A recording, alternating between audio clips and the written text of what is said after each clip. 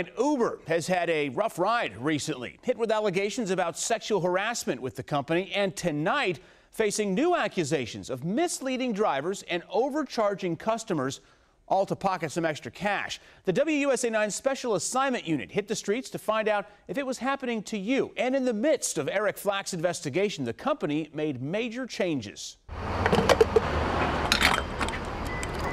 If a fill-up cost you $38, you wouldn't round that price up to $40 and let the fuel company keep the change, would you? If you got $23 in groceries, would you be cool with paying $25 and letting the store pocket the difference? Well, that's exactly what Uber is accused of doing in this lawsuit. So we put the company to the test. We hopped into the back of Brian Fernandez's Uber and started to explain what we were doing. We didn't have to. You're nodding like you know what I'm talking about. I know exactly what you're talking about. See, Fernandez suspected something was up with how much customers were being charged and what he was being paid. So he and his girlfriend checked it out. Gave a ride home. It charged her X amount. And then it told me that the fare cost a different amount. The same thing happened to us over and over again. Sometimes they cheat. Sometimes they cheat. Yes, they cheat. We paid one fare. Uber credited the driver with a lower fare. So what do they do with the $1.21? I guess that's theirs. We get charged $7. The driver gets credit for $5. We pay $12. The driver's fare is $8. Uber charges us $17. And your fare is $15, $36. Nope. My fare is $17. Well, you get the idea. And remember, that's before Uber takes a 25% service fee, something drivers actually know about because it's in the agreement. It seems almost like the customer is getting overcharged and the driver is getting shorted. I believe so, yes. We had to know, was anyone doing anything about this? So we traveled up to New York City to find out. Some of these are pennies, and some of them are dollars. James Canigliaro Jr. is the head of a union that actually represents Uber drivers in New York, the first of its kind. These companies have grown so big and have so many drivers that they're doing hundreds of thousands of rides a day in New York City, per day. And so whether it's pennies or dollars, it adds up to an enormous amount of money. Tens of millions, he estimates, that's going right back into Uber's pockets. Back in D.C., Brian Fernandez is frustrated, but feeling helpless to change the system. Unless somebody comes down on it, unless there's some class action lawsuit by drivers, which I don't foresee happening. Actually, that is happening. Uber's greed is just despicable at this point. These attorneys filed a class action lawsuit out in California against Uber. They claim the pricing differences are deceptive. They're deceptive in the way that they are dealing with this navigation situation. So here's what he means by that. The lawsuit alleges Uber charges customers up front based on the longest, slowest, and most expensive route.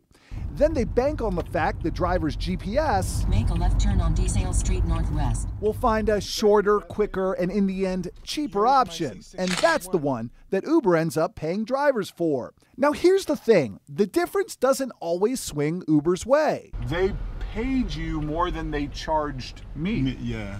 On a few of our rides, we actually ended up paying less than what Uber paid the driver. So that's actually good for both of us, I guess. Yeah. But that only happens when things like surge and boost bonuses kick in, money drivers only get at peak times. And when we added it all up, a huge majority of the time, 10 out of 13 trips, the company got the better end of the deal. So we asked Uber, what is the deal? And the company worth billions of dollars, responsible for millions of riders, responded to the WUSA 9 Special Assignment Unit. Now I have another customer. It sent this message to every single one of its drivers, for the first time publicly admitting there are times when what a rider pays may be higher or lower than what the driver earns for a trip. Then they followed that up with this statement to our unit.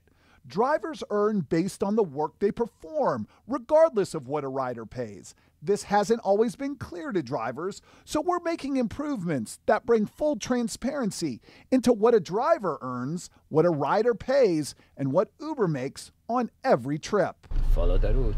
Those changes include showing drivers what riders are actually paying, but riders still won't know what the difference is unless they compare with the driver after the trip. like we did with our pal Brian Fernandez. That's awesome. You don't think that's fair? No, of course not.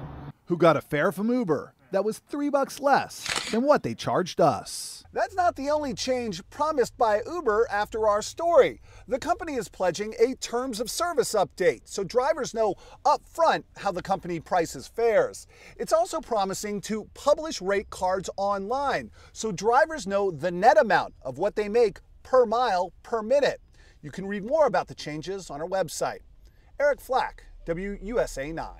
Now, if you're wondering if those changes made by Uber in response to our story will make that lawsuit go away, it won't. The attorneys tell us tonight the company's new transparency with the way it charges customers supports their allegations that Uber shortchanged its drivers. Now, to see a breakdown of all the rides we took and to read the entire lawsuit, just go to our WUSA 9 app or website. How about a live look